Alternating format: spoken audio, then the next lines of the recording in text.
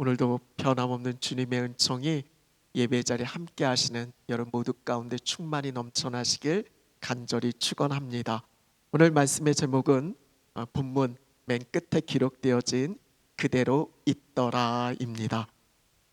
비록 한 절의 짧은 말씀을 저희가 같이 읽었지만 이 말씀은 사무엘의 전체를 이해하는 데 있어서 중요한 분수령이 되어지는 그런 말씀입니다. 여러분, 사무엘하는 다윗의 생애를 기록하고 있어요. 그런데 오늘 본문을 기점으로 해서 이 전과 이후가 완전히 달라집니다. 늘 하나님께 여쭙고 그 말씀대로 순종의 삶을 이루어갔던 다윗이 한순간에 나락으로 떨어지는 그 시점이 바로 오늘 본문의 말씀입니다. 늘 어디로 가든지 하나님이 함께 하셔서 승리했던 다윗이 어떻게 이렇게 무너질 수 있을까? 어떻게 저럴 수 있을까 싶을 정도로 앞선 내용과는 너무나 다른 다윗을, 우리는 또 다른 다윗을 이 위의 말씀 속에서 보게 되어집니다. 간음, 그리고 거짓 공작, 그리고 살인에 이르기까지 정말 다윗이 맞나 싶을 정도로 흉악한 범죄의 그 구렁텅이로 다윗이 빠지게 되어집니다. 여러분, 우리가 살면서 후회스러운 시간이 있습니다. 지우고 싶은 그런 기억의 일들도 있을 겁니다. 드러내고 싶지 않은 어떤 부끄러움과 수치가 있고 감추고 싶은 실수와 잘못들이 있을 것입니다. 이런 아브라함에게 있어서는 하나님의 약속을 기다리지 못하고 하갈을 통해 이스마엘을 낳게 되어진 것이 그런 일일 수 있습니다. 자신의 아내 사라를 2번씩이나 사람들이 무섭고 두려워서 누이라고 속였던 그 일이 아브라함에게 있어서는 참 숨기고 싶은, 감추고 싶은, 지워버리고 싶은 그런 일들일 수도 있습니다. 이런 모세에게 있어서는 자신의 감정을 컨트롤하지 못하고 하나님의 명령을 어기고 반석을 2번 내리쳤던 사건, 결국 이것으로 인해서 가나안 땅에 들어가지 못했잖아요.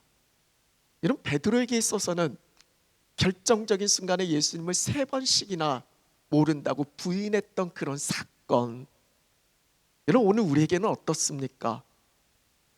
만약에 정말 타임머신이 있어서 우리가 그때로 돌아가서 뭔가를 바꿀 수 있다면 여러분 언제로 돌아가고 싶습니까? 만약에 내 인생에 지우개가 있어서 정말 지울 수만 있다면 우리는 어떤 부분을 지우고 싶으세요? 만약에 다윗에게 묻는다라면 두말할 필요 없이 다윗은 자신의 충신이었던 우리아의 아내 밧세바를 범한 사건을 이야기를 할 겁니다. 이것만 아니었어도 이것으로 인해서 엄청난 상처와 고통과 아픔을 자기뿐만 아니라 수많은 사람들이 겪게 되어져요. 실제 열왕기상 15장 5절 말씀을 보면 다윗이 우리아의 일 외에는 그 평생에 하나님 보시기에 정직하게 행했다라고, 하나님께서 명령하신 모든 일을 어기지 않았다고. 그러니까 다윗에게 있어서 이 밧세바 사건이 평생 지을 수 없는 부끄러움과 수치의 사건이 되어진 것이지요.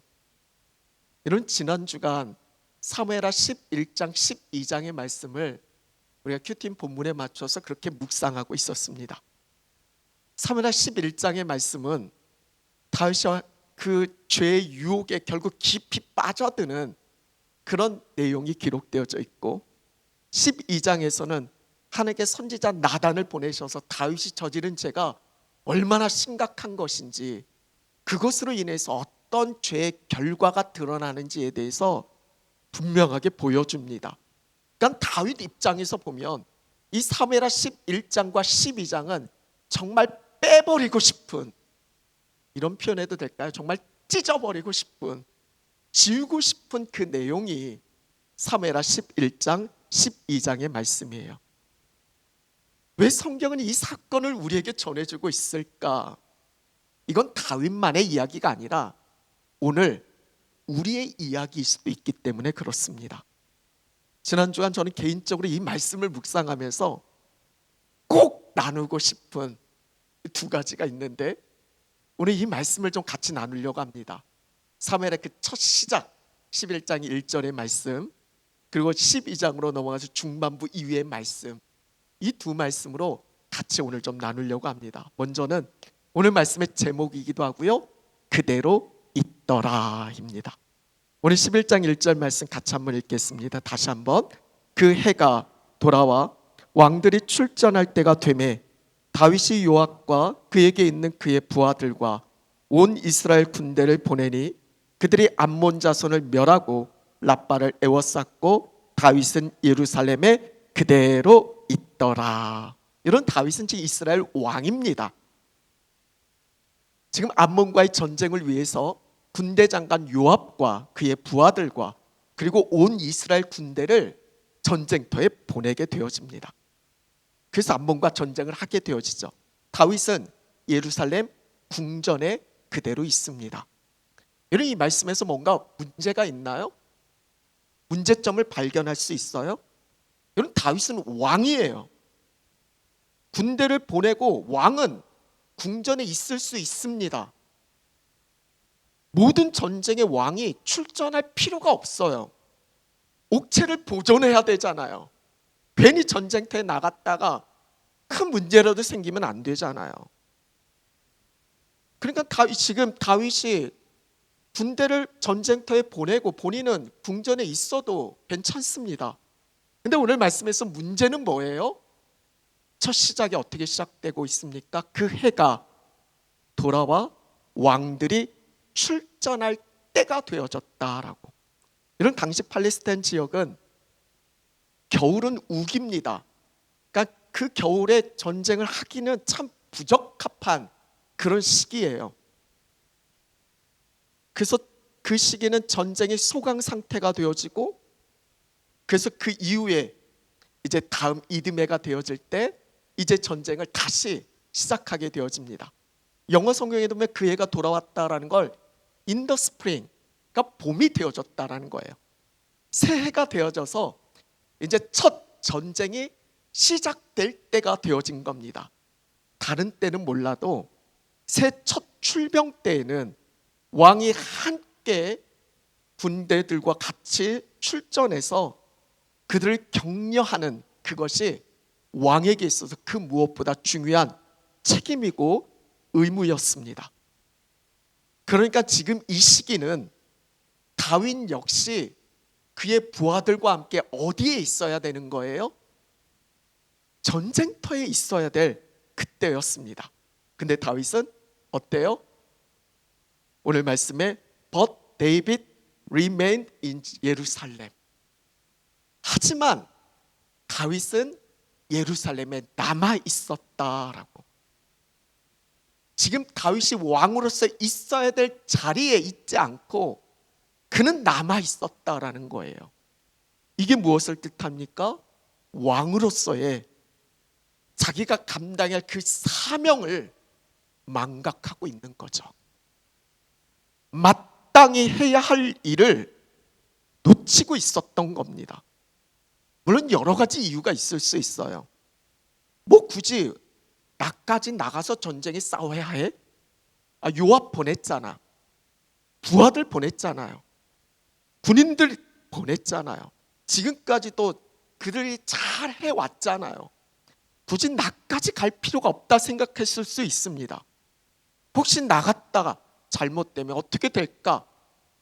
왕으로서의 여러 가지 생각이 있을 수 있어요. 그리고 무엇보다 자기가 왕이잖아요. 내가 왕인데 내가 하고 싶은 대로 한다고 누가 뭐라고 할 사람이 있겠어요? 그리고 그동안 이 자리까지 오기까지 다윗이 얼마나 많은 수많은 싸움을 싸웠고 고생을 했겠어요. 이쯤은 좀 쉬어도 되잖아요. 뭐 여러 가지 이유와 변명이 있을 수 있어요. 근데 여기서 문제는 단순히 다윗이 전쟁에 나가지 않았다 이 차원이 아니라 하나님께서 왜 자신을 왕으로 세워주셨는지, 왕으로서 최우선으로 감당해야 할 책임과 의무가 무엇인지 다윗은 이걸 놓치고 있어요. 전쟁터에서 왕의 소임을 다하기보다는 지금 이 순간 왕궁이 얼마나 편하고 안락하고 좋겠어요. 그것을 붙들고 있죠. 긴장의 삶이 풀어지고 삶의 여유 속에서 오히려 영적 태만, 게으름이 찾아온 것입니다. 이게 시작이에요. 그동안 하나님 중심의 삶을 살았던 다윗이었는데 여기서부터 자기 자신을 집중하기 시작합니다.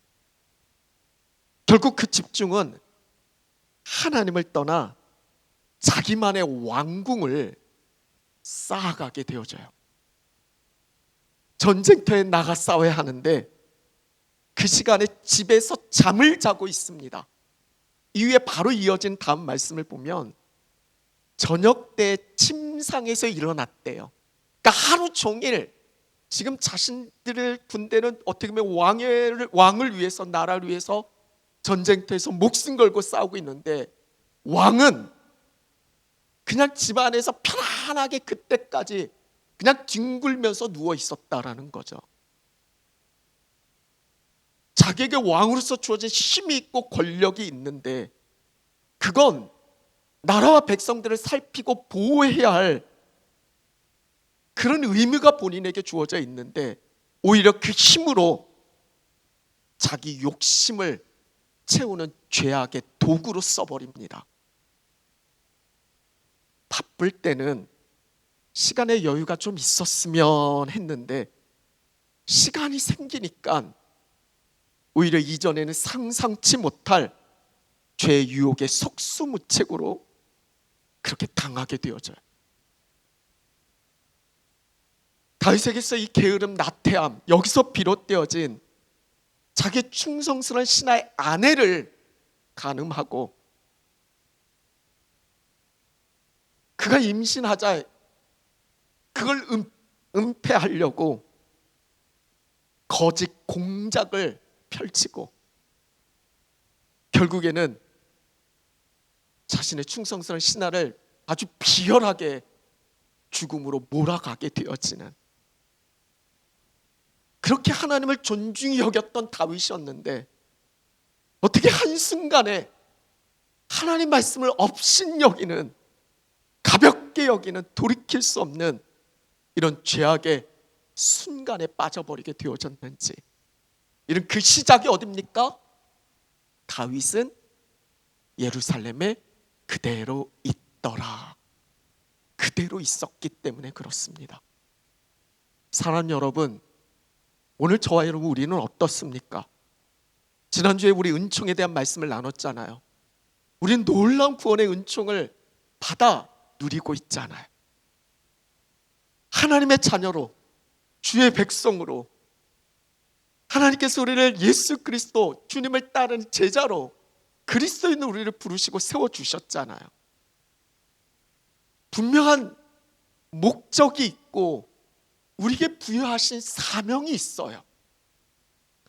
하나님께서 우리 각자에게 그리스도인으로서 하나님의 은총을 받은 자로서 감당해야 할 일과 사명이 있는데, 여러분 우리는 어떻습니까? 때로는 그걸 놓쳐버리고 내 몸살이며 아무것도 하지 않으려 한다면 이건 큰 문제가 아닐 수 없습니다.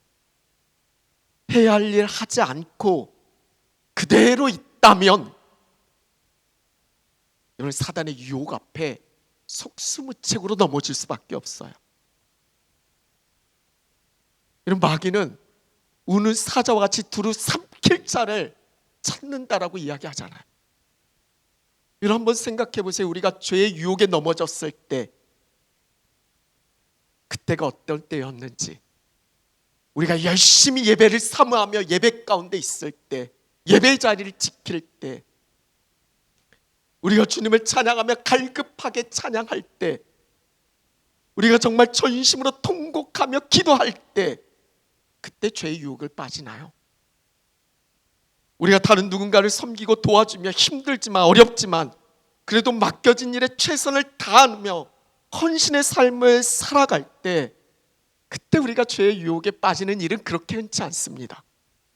오히려 우리가 죄의 유혹에 빠지는 경우는 있어야 할 자리에 있지 않을 때, 예배 자리에 있어야 되는데 예배 자리에 있지 않을 때, 기도의 자리를 지켜야 되는데 기도하지 않을 때, 우리에게 주신 분명한 섬김의 사명을 감당하며 우리의 삶 속에서 그 일들이 이루어가야 되는데 그대로 있을 때, 내게 맡겨진 일에 최선을 다하며 헌신하고 봉사해야 하는데 힘들다고 어렵다고 그것 마다하며 아무것도 하지 않고 그대로 있을 때, 그때 조금씩 틈이 보이고 그 틈을 통해 죄의 유혹의 손길이 미칠 수 있다라는 거죠. 물론 여러분, 시간 많고 삶의 여유 넘치고 편안하고 안락한 삶이 주어지면 얼마나 좋겠어요. 하지만 사단의 세력은요, 우리가 영적 태만 게으름에 빠져서 안일함에 빠져서 안주할 때, 그대로 있을 때 바로 그때 움직인다라는 거.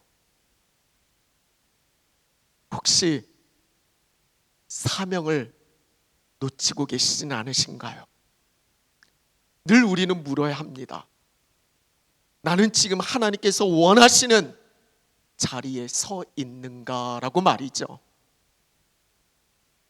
두 번째 나누고 싶은 건 이후에 이제 12장에 다윗이 저진 이 죄에 대한 결과에 대해서 하나님께 선지자 나단을 보내셔서 말씀해 주시는 그 내용의 말씀입니다. 여호와께서 치심해, 이 부분에 대한 말씀을 좀 같이 나눠보려고 해요. 사무엘하 12장 13절에서 15절까지 말씀인데 우리 한 목소리로 같이 읽겠습니다. 다윗이 나단에게 이르되 내가 여호와께 죄를 범하였노라 하매 나단이 다윗에게 말하되 여호와께서도 당신의 죄를 사하셨나니 당신이 죽지 아니하려니와 이 일로 말미암아 여호와의 원수가 크게 비방할 거리를 얻게 하였으니 당신이 낳은 아이가 반드시 죽으리이다 하고 나단이 자기 집으로 돌아가니라. 우리아의 아내가 다윗에게 낳은 아이를 여호와께서 치심에 심히 앓는지라. 12장의 말씀은 다윗이 그 앞선 11장에서 저지른 그 죄에 대해서 하나님께서 선지자 나단을 보내셔서 그걸 다 드러내게 하십니다. 다윗의 입장에서는 이걸 감추고 싶었을 거예요. 숨기고 싶었을 거예요. 나보다 더한 사람도 많은데 내가 왕으로서 이 정도는 할 수 있잖아 하면서 그냥 덮고 아무 일도 없었던 듯이 그렇게 지나가고 싶었을 겁니다. 그렇게 1년이 지났어요. 그냥 숨길 수 있다 생각했을지 모릅니다. 그렇지만 하나님은 속지 않으시죠. 하나님 앞에 숨길 수 있는 게 어디 있어요? 하나님 선지자 나단을 보내셔서 다윗이 저지른 죄가 얼마나 심각한 죄인지, 그리고 그 죄의 결과가 어떠한지에 대해서 너무나 분명하게 말씀해 주십니다. 그래서 다윗이 나단 선지자를 통해서 하나님 말씀을 듣고 오늘 우리가 같이 읽었던 13절의 말씀처럼 내가 여호와께 죄를 범하였나이다. 더 이상 다윗은 변명하지 않습니다. 회피하지 않아요. 자신이 죄를 지은 것에 대해 철저히 인정합니다. 그리고 하나님께 용서를 구해요. 다윗이 이 부분에 대해서 얼마나 처절하게 몸부림쳤는지 사무엘하 11장 12장을 배경으로 삼는 시편 51편의 말씀을 보면 다윗이 정말 처절하게 하나님 앞에서 몸부림치면서 통곡하면서 회개하는 것을 볼 수가 있어요. 하나님께서는 나단을 통해서 다윗을 용서하시겠다라고, 그 죄의 값으로 마땅히 죽어야 되는데 죽지 않을 것이다라고. 이게 얼마나 은혜예요. 당연히 그 죄의 값으로 죽어야 되는데 죽지 않을 것이라고 말씀하는 게 이게 얼마나 큰 은혜입니까? 이런 이 은혜를 다윗만 누리고 있나요? 오늘 우리가 저지른 죄의 값으로 우리도 마땅히 마땅히 죽어야 되는데 주님의 놀라운 은총으로 우리도 영원을 살게 되어졌잖아요. 하지만 대신에 너는 죽지 않지만 이 일로 말미암아 너가 낳은 아이는 반드시 죽을 것이다. 죄를 범한 다윗은 용서하시고 죽지 않게 하셨는데 아무 죄 없는 아이는 죽게 되어졌어요. 여기서 참 이해되지 않는 부분이 있어요. 왜 다윗이 아니라 아이를 죽게 하실까라는 거예요. 그럼 아이 입장에서 얼마나 부당해요.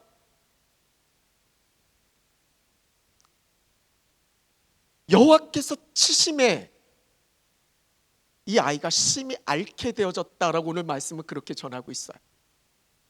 근데 이후의 말씀에 보면 결국 7일 만에 아이는 죽어요. 여호와께서 치심에 여호와께서 누구를 치셔야 돼요? 죄 없는 아이가 아니라 흉악한 죄를 지은 다윗을 쳐야 마땅하잖아요. 여기서 드는 의문은 왜 하나님께서 죄 없는 아이를 죽게 하셨을까? 다윗이 아니라. 이런 이 질문에 대한 대답은 하나님이 저와 여러분을 어떻게 용서하셨는가? 이거에 대한 대답과 같아요. 하나님께서 우리 죄를 용서하신다는 건 죄의 대가가 사라진다는 게 아니에요. 죄의 대가는 반드시 치러져야 돼요. 하나님은 공의의 하나님이시잖아요. 다만 그 대가를 누가 감당하느냐. 죄 없는 아이가 죽어야 되는 게 부당하다라고 하면 우린 이렇게 물을 수도 있죠. 죄 없는 예수님은 왜 죽으셔야 했어요? 예수님의 십자가의 죽음만큼 더 억울하고 더 부당한 일이 또 어디 있겠어요? 원래 죽어야 될 사람은 다윗이에요. 죄의 값은 사망이기 때문에요. 근데 다윗이 살고 아이가 죽어요. 물론 이 아이의 죽음을 그 자체로 예수님의 죽음과 동일시할 수는 없어요. 하지만 성경에서 전하는 분명한 건 죄의 용서는 반드시 대가가 요구되어지고 그 진리는 오늘 저와 여러분을 주님의 십자가 앞으로 인도하신다라는 거예요. 주님의 십자가에서 이게 너무나 분명하게 드러나요.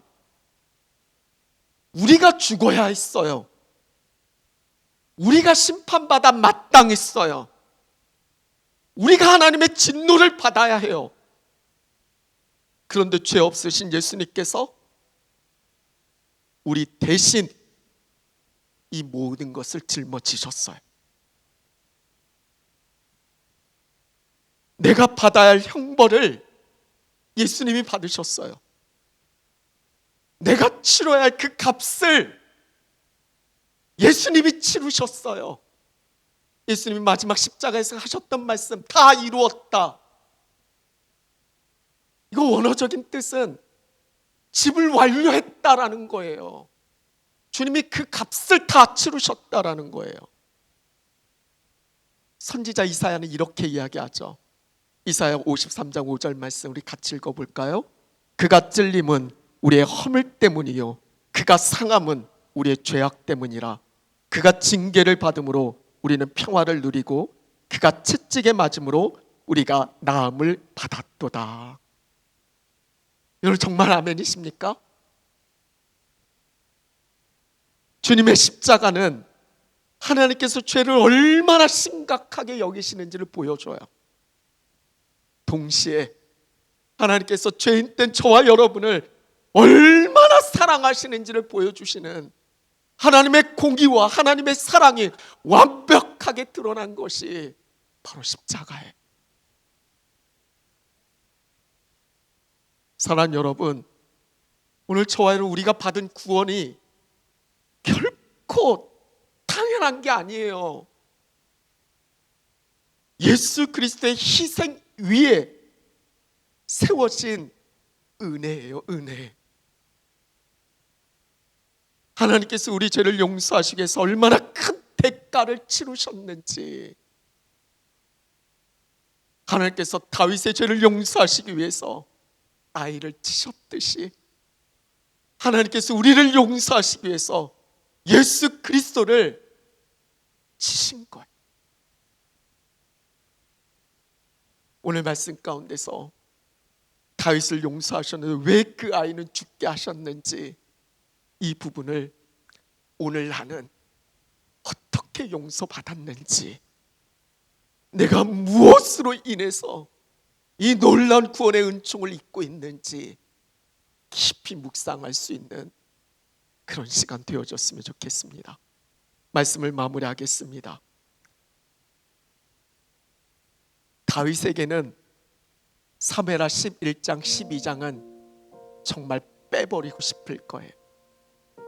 여러분 한번 생각해 보세요. 나의 평생에 나의 연약함이 드러나는 사건, 아무도 모른다고 생각하는 그 부끄러움과 수치, 그걸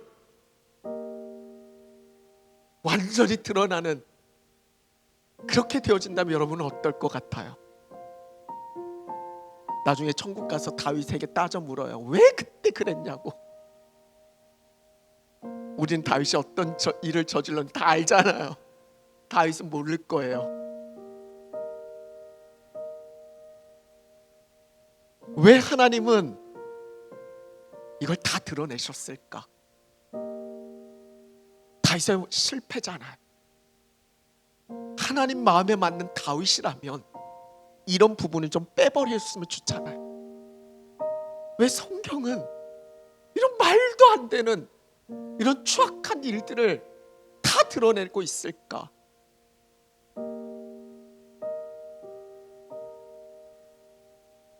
결국 우리가 바라봐야 할 대상이 누구인지에 대해서 너무나 분명하게 전해주시기 위해서, 진짜 참된 왕은 오직 한 분 예수 그리스도, 바로 예수 그리스도를 바라보게 하시기 위해서 이 말씀을 우리에게 전해주고 있는 거예요. 다윗은 있어야 할 자리에 있지 않았어요. 왕들이 출전할 때 예루살렘에 그대로 남아 있었어요. 그 결과 제 유혹에 빠져들었고 많은 이들에게 상처와 아픔을 남겨줬어요. 그런데 여러분, 우리 예수님은 하늘 영광 보좌에서 그대로 머무르지 않고 이 땅에 오셨어요. 죄인된 저와 여러분, 우리를 구원하시기 위해서 그 십자가의 여정이 얼마나 고통스럽고 얼마나 힘에 겨운지 우리 주님은 다 아시면서도 끝까지 멈추지 않고 그 감당해야 할 사명 부여잡고 그 길을 내디디셨어요. 만약에 하나님이 그대로 계셨다면, 만약에 예수님이 그대로 계셨다면, 오늘 저와 여러분 이 자리에서 구원의 은총을 이야기하며 하나님을 찬양할 수 있을까요? 하나님께서 우리를 사랑하셔서 그대로 있을 수 없으셨고, 예수님께서 우리의 구원을 위해서 그대로 있을 수 없으셨기 때문에 오늘 저와 여러분, 우리가 이 놀라운 은혜로 하나님의 자녀가 되어졌고 구원받은 주의 백성으로 오늘 이 자리 하나님 앞에서 예배하는 자가 되어진 거예요. 그러면 우리가 어떻게 살아야 할지 분명하지 않겠어요? 이걸 모른다면 막 살아도 되죠. 다윗이 나 때문에 어떤 일이 이루어진지를 안다면 다윗이 위의 삶을 어떻게 살았겠어요? 오늘 내 죄의 결과로 우리가 어떻게 끝나야 될 인생일지 우리가 안다면, 내 그것 때문에 주님께서 그대로 있지 않고 무엇을 감당하신지 우리가 안다면, 오늘 내 삶이 어떠해야 하는지 분명하지 않겠어요? 사랑하는 여러분, 하나님 맡기신 자리를 지키세요. 예배의 자리를 지켜내세요. 기도의 자리 지키세요. 말씀을 붙잡으세요.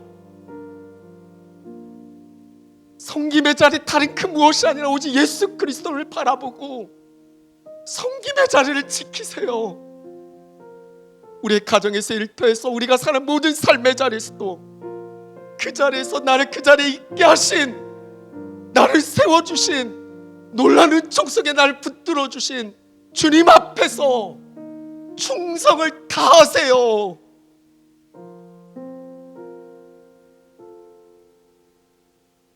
다윗이 그랬다면, 그렇게 늘 하나님께 여쭙고 늘 그 말씀대로 순종하며 살아갔던, 하나님이 내 마음에 맞는 사람이다라고 그렇게 칭찬하는 다윗이 그랬다면 오늘 우리는 어떻겠어요? 시선 뺏기지 마세요. 시선을 잠깐 다른 데 두는 순간 우리도 금방 무너져요. 오늘 내게 주어진 이 모든 것이 우연이 아니에요. 어쩌다가 아니에요. 하나님의 놀라운 은총이 아니면 우리는 한순간도 살아낼 수 없는 것이 우리의 어리석고 연약한 인생이잖아요. 주님을 붙드세요. 내게 주어진 시간, 내게 주어진 물질, 내가 감당하고 있는 모든 삶의 부분들 내 거 아니에요. 착각하지 마세요. 주님의 은혜가 아니면 우리가 어떻게 이걸 붙들고 살아갈 수 있겠어요? 하나님의 것이, 그걸 인정하고 청지기로서 그 자리에서 그걸 지켜내세요.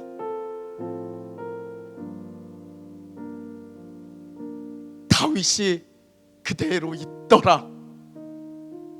오늘 우리의 삶에 이 부분이 반복되지 않았으면 좋겠어요. 그래서 오늘 말씀 속에서 두 가지를 한번 적용하고 결단했으면 좋겠어요. 우리 주보에도 실려진 내용인데, 다윗은 있어야 될 자리에 있지 않았을 때 죄의 유혹에 넘어졌어요. 현재 여러분의 삶 속에서 하나님께서 맡기신 자리, 예배, 기도, 섬긴, 가정, 일터, 그 자리 가운데서 혹시 소홀해진 영역이 어디 있나요? 그 이유는 무엇인가요? 예수님은 우리를 구원하시기 위해서 편안한 자리에 그대로 머무르지 않으셨어요. 멈추지 않고 끝까지 십자가의 길을 걸으셨어요. 그 놀라운 주님의 은혜와 사랑을 우리가 기억해서 이제 내가 순종으로 감당해야 할 사명은 무엇일까요? 사랑하는 여러분, 그대로 있지 맙시다. 주님께서 나를 부르시는 자리에, 주님께서 나를 서 있게 하신 그곳에서 주의 말씀을 붙들고 순종하며 믿음으로 걸어가는 우리 모두가 되어질 수 있길 소망합니다. 오늘도 내게 맡기신 자리에서 깨어서 순종함으로 죄의 유혹을 끊어내고 주님 다시 오시는 날까지 사명을 끝까지 감당하시는 저와 여러분, 우리 모두가 되어질 수 있기를 간절히 축원합니다.